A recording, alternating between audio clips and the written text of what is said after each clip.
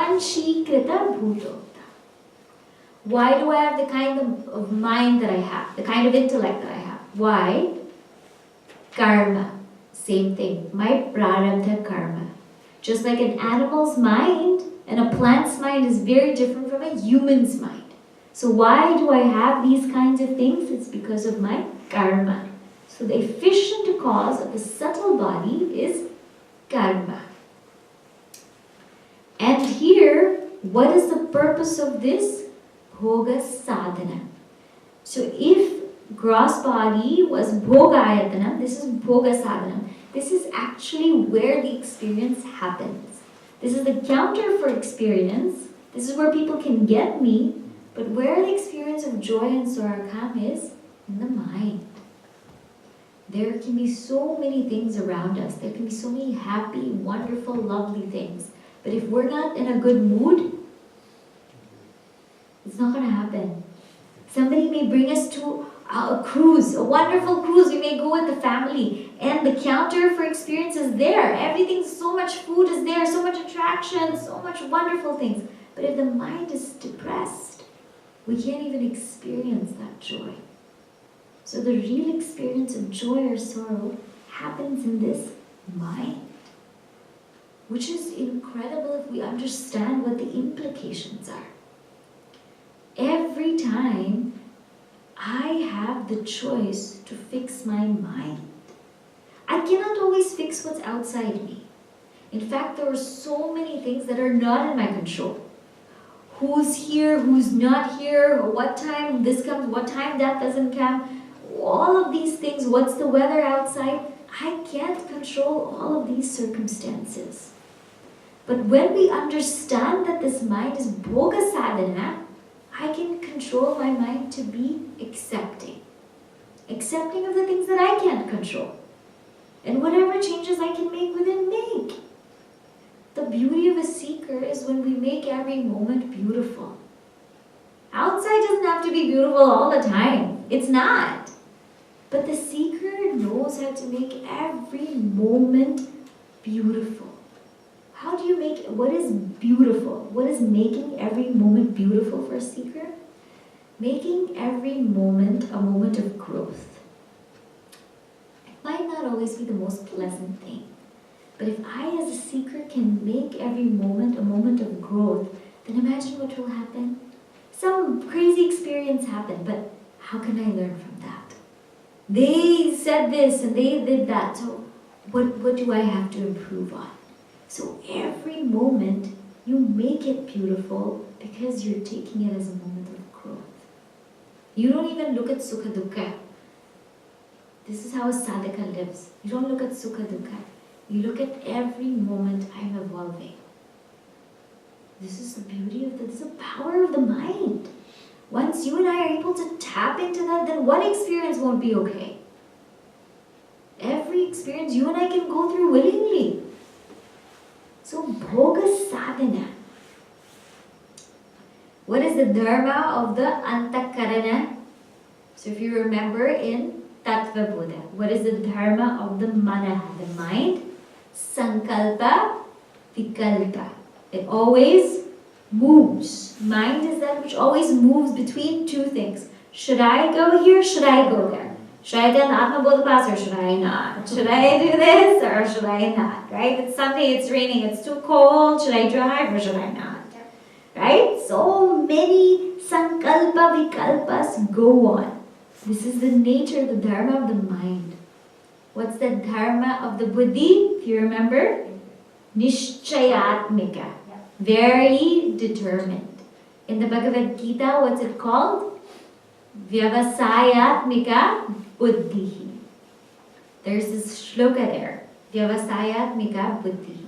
When a person has a determined, decisive intellect, what cannot stop them? You know the way to achieve something, don't give yourself an option. Just don't give yourself an option. Should I go or not go? I'm going. That's it. Should I wake up or not wake up? I'm waking up. That's it. The way to achieve anything in life is don't give yourself an option. Am I going to fail or what? No, I'm going to succeed. If you say you're going to succeed, you will put all force to make it to succeed. But if you're like, I might fail, I might succeed, I might do this, your energy is going off in so many ways. Bahu Shaka, many branches. But if you don't give yourself an option, I'm going to succeed, then that's it. I'm going, that's it. I'll tell you a little bit of a funny story. I went to Canada last month, I think, or this sometime. I went to Thanksgiving. I went to the airport and I forgot my green card. I went to the airport and then I just was so busy and I was like, Canada, what is that? I'll bring my passport, but I don't have an American passport, so I'm thinking, I think I just need my passport and I'll go. I forgot my green card. And I remembered in the airport that I forgot my green card. But if I went back home, I would have missed my flight. And we had talks like scheduled, we have to talk. So I was like, I'm going to Canada. I don't know how. I don't know what's going to happen, but I'm going to go to Canada. And I said, Gurudev has to just take me there because I'm going for his work only. And oh my God, I couldn't tell you, so many things happened in the airport. One thing happened that, first of all, I couldn't get a seat number because, they didn't have my papers. And the guy was like, do you even have an ETA? And I said, what is that? He said, it's like a visa to go to Canada. I didn't even know that I needed that. He said, you can apply online, and it takes minutes. So my flight is going to take off at like 11:20, and at 11:07 I'm online applying for some visa for Canada. And he's like, you have your passport? I said, yes. And he said, do you have your green card? I said, I have one. I have one. And so I 11:07, whatever, I'm applying, and it's not going through. 11:15, finally, it starts to go through. And I tell him, look, it's going to get approved. And really, they just shove me on a plane. They're like, just go, get in the plane and go to Canada. And I'm like in the plane shocked. I'm like, I have my passport. I have this ETA. And how am I going to get into Canada? I don't have my green card, And, thankfully I get there and this customs officer talked to me and he said, you can get some kind of waiver. All kinds of things happen. But I finally made it, And it made me think of this verse from Bhagavad Gita. It's like, I just had to not give myself an option. I just had to say, you're going to Canada. That was like my mantra. Om Namah Shivaya, you're going to Canada. Fill out the form. Om Namah Shivaya, you're going to Canada. Click okay. I just had to just say, you have to go. That's it. You can't turn back. You have to go. And it's such a faulty thing, I know, but it just taught me that one lesson that if you give yourself that option, so many creative things can, don't give yourself an option to do anything else, so many creative things can happen. Who thought that you could get a waiver to come back into the use? I didn't even know that you had that. I was so nervous. This whole government is so scary. I'm like, I don't know if they're going to let me back into America, But so many things can happen, It's like a revelation. So Vyavasayatmika buddhi means don't give yourself any option. No options. When you do something, I have to do it. There's no, should I do it? Should I not do it? Just do it. Nike, right? Just do it. That's about the buddhi. Chitta. Chitta is memory. And if you remember in AtmaBodha, Chintana Kartra Chittam, that which is the seed of memory. This also we talked about. The dharma of the antakarana, how it's important to keep good memory. And one of the best things I learned in Balavihar when I was young, my teacher told me this. And I never understood it until now. She told me, she said, you have to forget all the good things you do for other people. And when I was a kid, I was like, why would my teacher say that? Why can't I remember? And only now is when it hits me. That when we remember the good things we do for other people, we start to keep score. And we start to say that I did this for them, but they didn't do for me. And that's only increasing our ahankara. So whatever good we do to other people, forget about it. But whatever good other people do to us, remember it. Like there's no tomorrow. Because that will keep us so humble.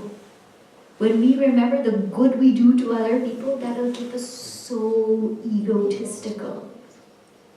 Gurudev he didn't count.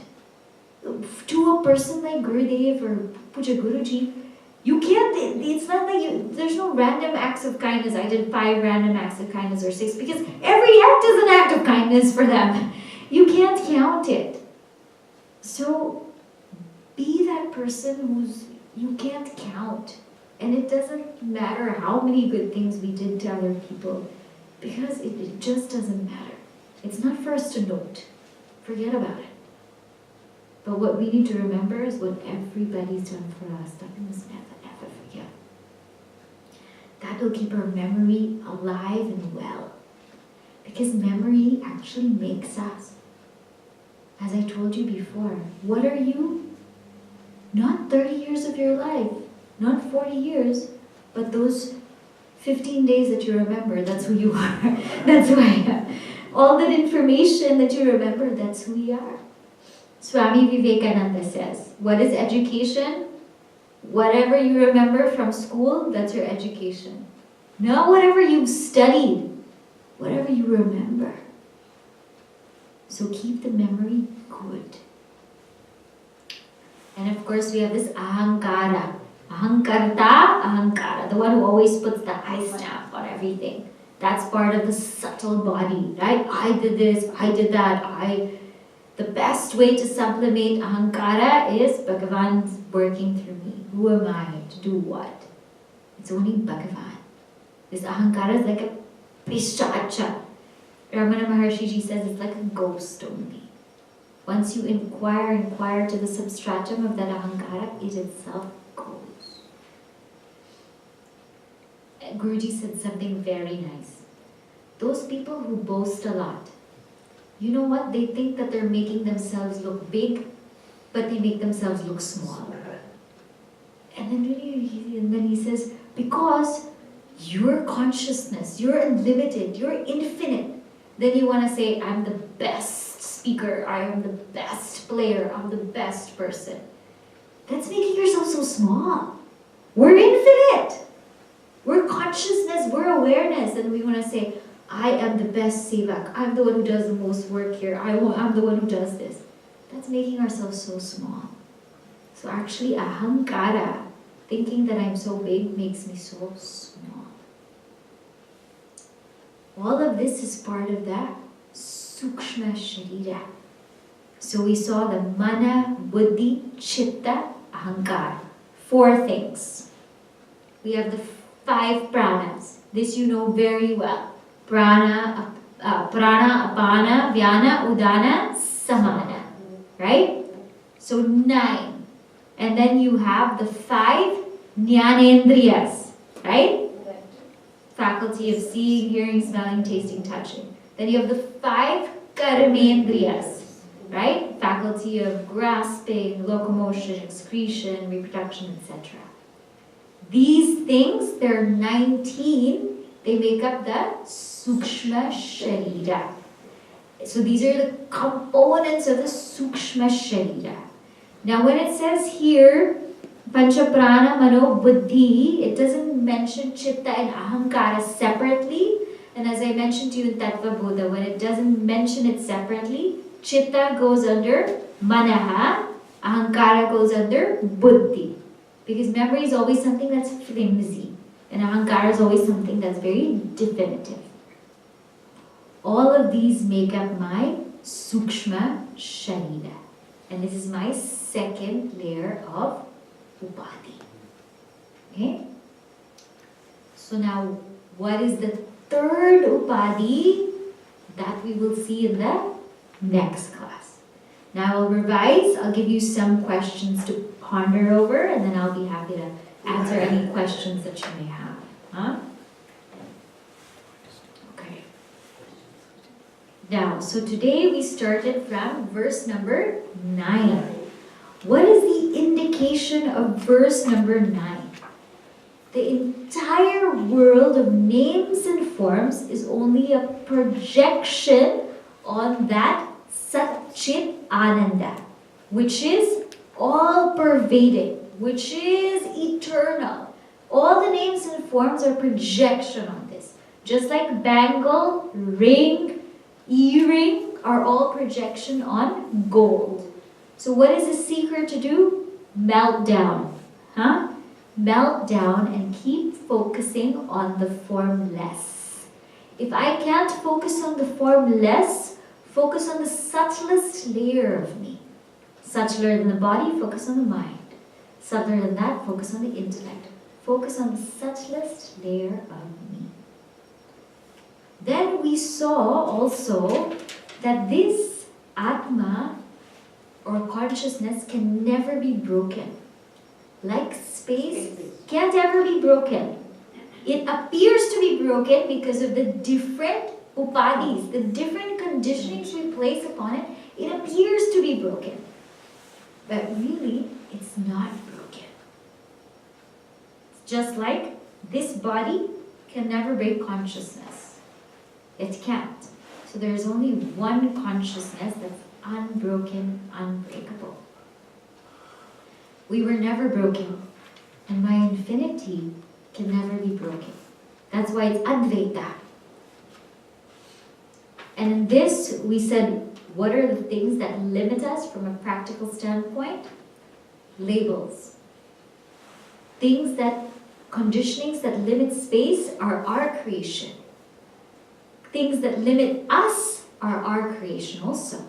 When other people put labels on us or when we put labels on ourselves, that's a limitation. So what we should do is go past that.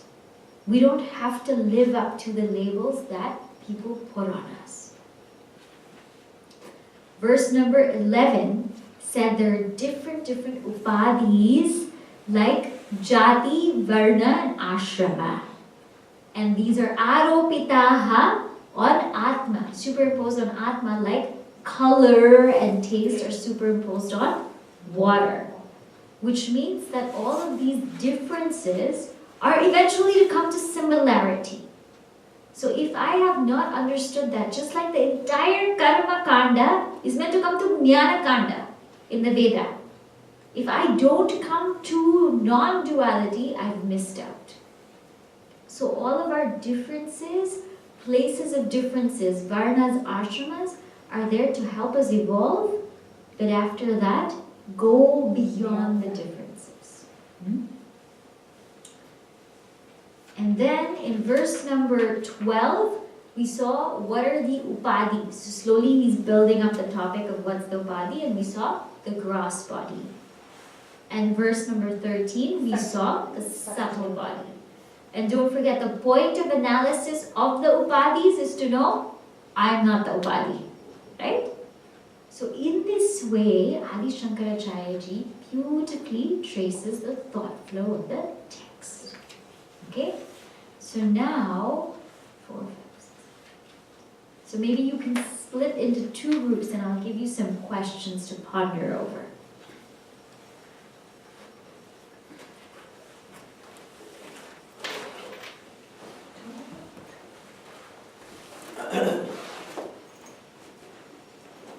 So be with those who you have different upadhis, or stay with different upadhis, different jati, varna, ashrama. And I'll give you the question.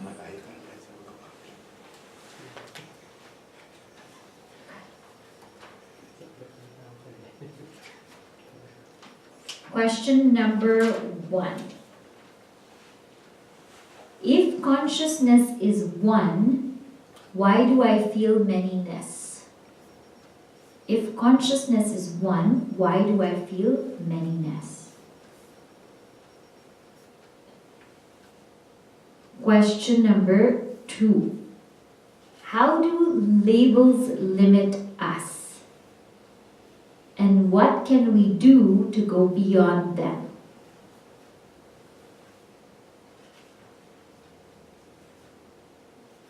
Question number 3. What is the best way to resolve differences? And how do I apply this in my daily life? So last one, yeah. What's the best way to resolve differences? And how do I apply this in my daily life?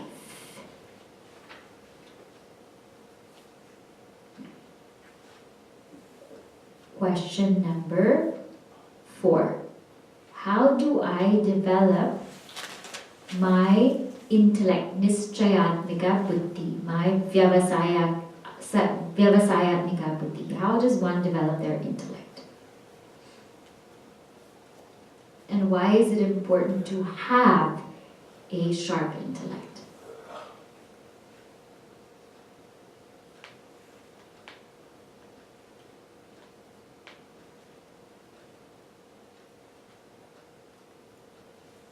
Okay.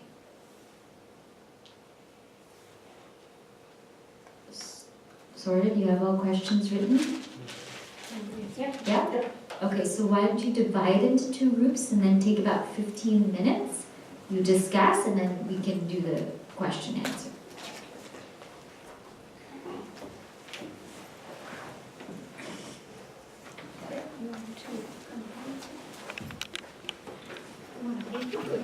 No,